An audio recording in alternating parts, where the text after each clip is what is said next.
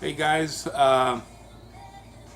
thank you for visiting 302 Sobriety. Ladies and gentlemen out there that are listening to this, last week I was speaking about step one, powerless over alcohol and our life have become unmanageable. Today is going to be step two for this week. And I'll speak on this, and it's my opinion, and this is what I see and what I do. But before I get into that, I want to tell you a little story about what happened to me yesterday, last night. I went to, if you guys are familiar with Delaware, I took Route 1 all the way down to Ocean City, Maryland.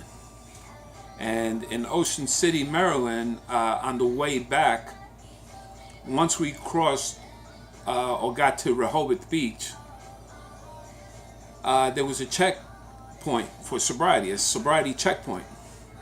And it was a long, let me tell you, a ridiculously long line. And they had 5 troopers, and they would call 5 cars at a time, and then you stop, and then the troopers would take a look, see if you are intoxicated or if you're wearing your seatbelt, whatever violation they could find after that. Well, when I went up, I was the second car with the second trooper, and he came up to the window, and I'm holding my interlock system. And for those that don't know what an interlock system is, it's a machine that they install in your car when you get a DUI. The motor vehicle ascertains how long you should use it in order for you to drive. You get a special license that's an interlock system, and that's the only vehicle you're allowed to drive. But there's little catches to it. Okay, first is about $250 or $350 to install it, and then $75 a month for the duration of using it. For me, it's going to be 5 years. So you do the math. I think it's about $3,000 something a year for 5 years that I have to pay. I think it's about money because you could always get somebody to breathe in for you to start up the vehicle. The problem is, it's not only to start up the vehicle. While you're driving, it'll beep again. You have to pay attention to that beep because it's pretty low. If you have your music on and you don't hear it, if you get 2 failed or 2 missed beeps, they add more time for your interlock to use the interlock. Well, I've been doing fine so far. I don't drink. My desire went. And then I get past this sobriety checkpoint, and I'm going all the way down, and I'm going close to Smyrna. And it's another county. You have Sussex County in Delaware. You guys that don't understand, we have Sussex County, which is further south, and then you have Kent County, and then you have Newcastle County, which is up north. Well, I live in Kent County. And right by Smyrna, they had a second sobriety checkpoint. Now, let me tell you something. When I was drinking out there, I never, ever had a sobriety checkpoint that I ran up on. And now that I'm sober, I'm using an interlock system. I run in 2 in one day, or one night, I should say. The first officer on the first checkpoint, when he saw me show him the interlock system, he said, "What is that?" And then he said, I didn't say anything. I just showed it to him. And he said, "No way." And he busted out laughing. He said, "This is the first time in doing a sobriety checkpoint that I get somebody that's already sober and has an interlock system. How's that working for you?" Well, I told him, my desire to drink is stopped. I've been going to meetings and I've been doing the thing. And if it wasn't for you guys to arrest me the time that you did, I would have done more damage to myself, or I would have done damage to somebody else. So I appreciate for what you guys are doing, though a lot of people don't want to get caught. I got caught. I'm going to pay the price. I own up to it. And he says, I'm impressed. I am happy. I want you to continue and succeed. And he just chuckled, laughed, and he says, get out of here. Now, the second DUI, I had my interlock system ready, and I'm showing it to the first one that I passed, the second one that I passed, and the third one that I passed, and second one. And when I came to the stop, it was a female officer, and she looked at me, and she didn't say a word. And she said, I said, do you need to check? She says, no. He said, is that working? And I said, oh, you're damn right it's working. I won't be able to drive. And she laughed, and I said, I said, I just got stopped at a DUI point in Sussex County. She said, yeah, every county is having it. Sussex, Kent, and Newcastle County. Well, I said, as I told the other officer, I said, I thank you for what you guys are doing. Though at the time I didn't. I knew I needed help, and I got the help, and I'm paying the price. This is part of the price. And I appreciate it, because it could have turned out a lot worse. Everything that I lost was material stuff. And, I think you have a thankless job. Everybody wants you when they need you. But you're helping a group of people, and then one bad cop is going to give everybody a bad name. I said, I don't see it that way. Everybody does things for their own reasons. We make poor decisions, and I did. And she said, thank you very much. She said, you enjoyed your day? She said, how far are you going? You going into Wilmington? And I said, no, I'm just going right up the block here. She says, good, because there's another checkpoint up ahead. And I said, okay, I have nothing to hide. I'm legal. I have my insurance, I have my license, and this is the only car I can drive anyway. And she said, you just do the right thing. And again, I left.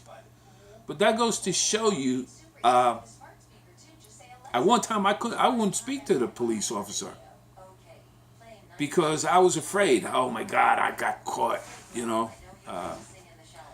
But it is what it is. I'm happy that it turned out that way. And what I'm going to do is read step 2. I'm going to read part of step 2 for you guys. All right? So just bear with me. I'm going to read it right out of the book. There's a little parts that I would like to share with you. And step 2 goes, came to believe that a power greater than ourselves could restore us to sanity. The moment they read step 2, most AA newcomers are confronted with a dilemma, sometimes a serious one. How often have we heard them cry out, look what you people have done to us. You have convinced us that we are alcoholics and that our lives have become unmanageable. Having reduced us to a state of absolute helplessness, you now declare that none but a higher power can remove our obsession. Some of us won't believe in God, others can't, and others still who do believe that God exists have no faith whatever He will perform this miracle. Yes, you've got us over the barrel, all right. But where do we go from here? It says, let's look first at the case of the one who says he won't believe, the belligerent one. He is a state of mind which can be described only as savage. Well, I'm going to stop there. And there's always a higher power. You don't have to believe it. But if you can go to the beach and you see a wave and you can stop it with your hand, you got the power. Otherwise, there's something, a greater force there. You might not be able to stop the wave, but you can surf it. And that's how I live my life. I can't stop. I can't change. I can't control anything that I see out of my eyes. But Only one, my higher power. You call them whatever you want. I call it the universal energies that we all share. Those sayings, it is what it is. It'll take care of itself. Don't sweat over the small stuff. All that's true. Because everything does come and it fits perfectly into a nice package. You just put so many things, like I did. I put so many things in my mind that I made it bigger than what it was. Once I was able to release it and say, hey, whatever happens, happens, life became a little easier for me. Because when I threw up my hands up in the air and I said, whatever happens, happens, that was me surrendering. That was me saying, hey, I can't control it. I can't, apparently the way I do it, and every time I do it the same way, I expect different results. That means I'm insane. Because doing something and expecting a different result when you're getting the same result, it's just not working for me. So, when you have to ask yourself, okay, and I remember saying that on the first step, you have, that's the only step you really have to do correctly. To say, I'm powerless over alcohol, and that my life became unmanageable. Now, powerless over alcohol means that if you take one drink and you spend most of your money on drinking and you don't take care of your business, paying the mortgage, paying the bills, getting angry, getting DUIs, getting arrested, losing your temper, can't hold a job, switching jobs, not spending time with your family, with your kids, that's unmanageable. For me, that was unmanageable. And it got to the point that it was so unmanageable that, I was so close I could have killed someone. Drinking and driving is no joke. I wouldn't be able to say what I'm saying now when I was drinking, because I would say you guys have no idea. I'm having a great old time. But you got to try. And the higher power, just give it up to your higher power. Your higher power will take care of everything. I don't care if you call him God, Allah,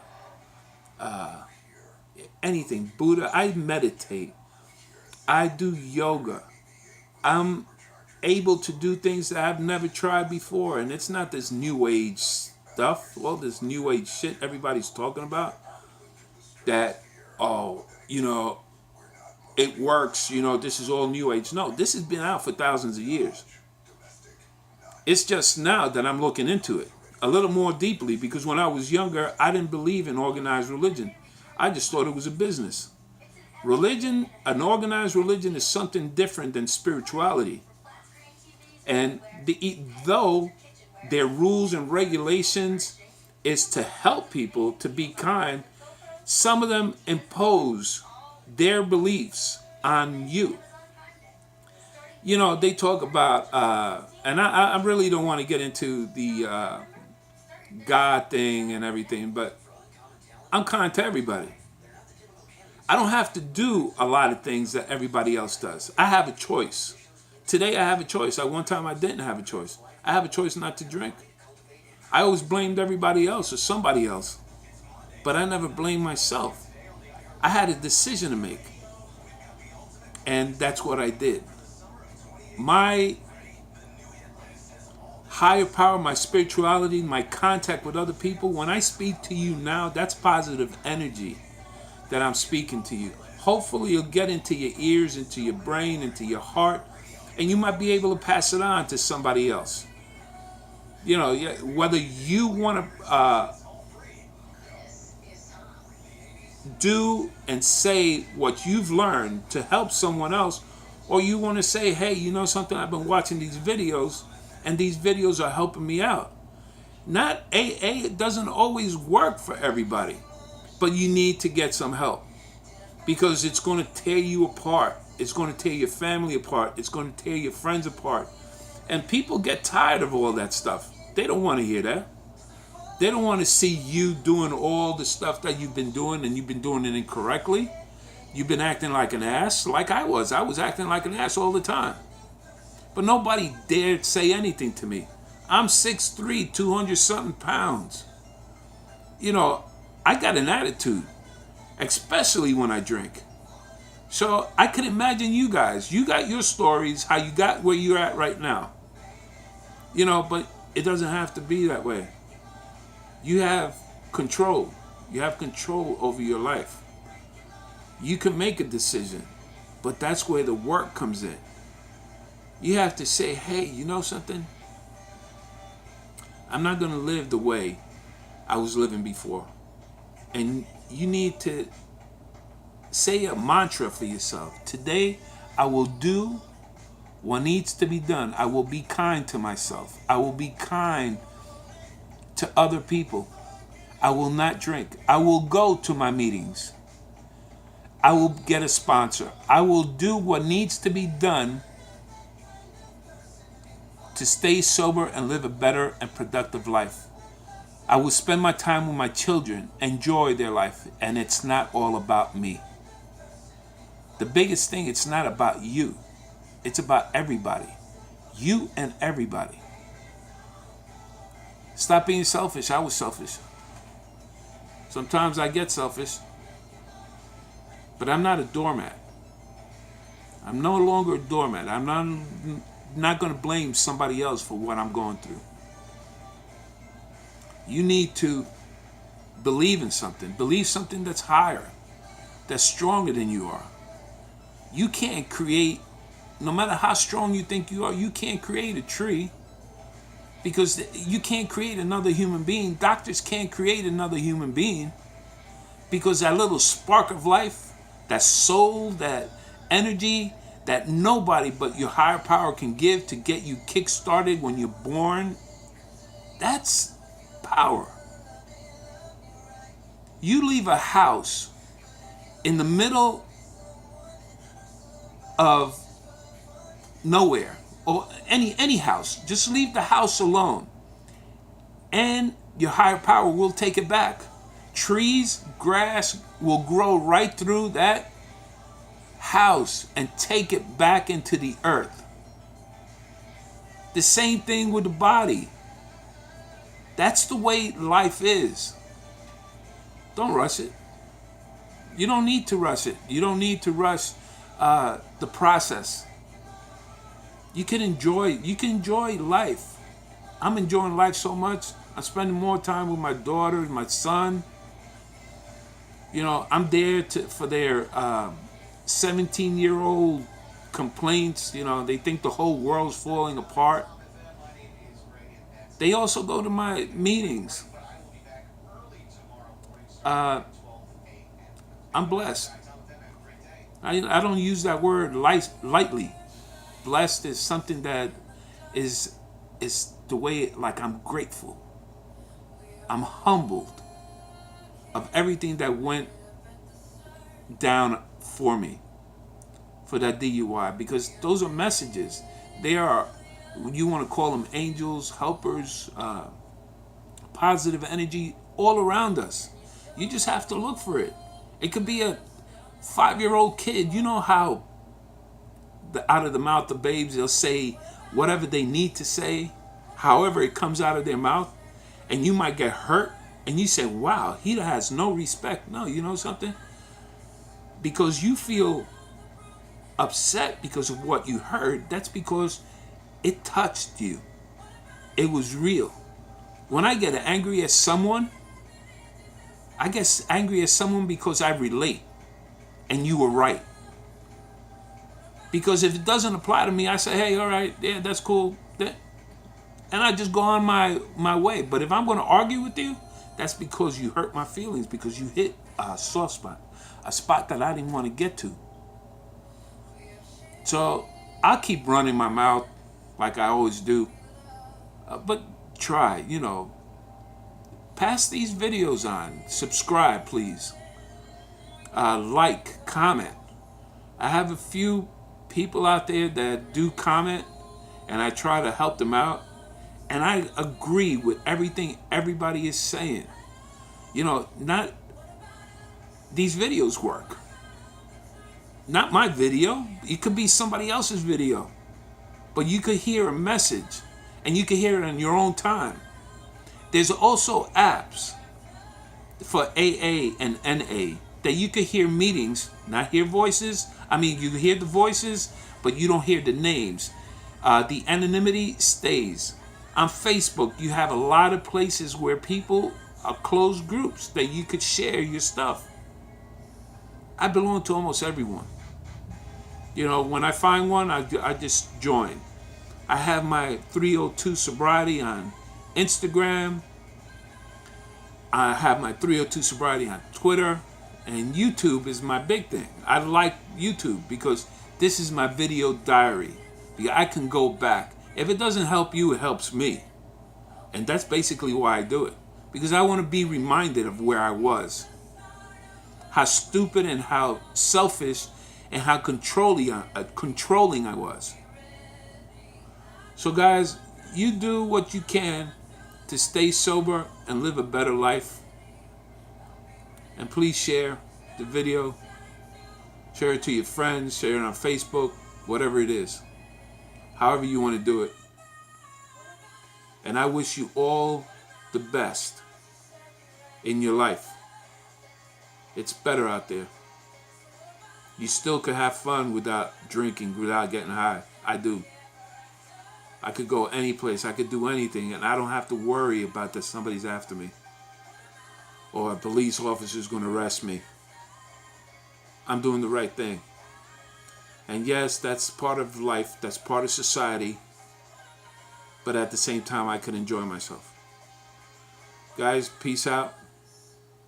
Remember, stop the madness. Take it easy. Bye.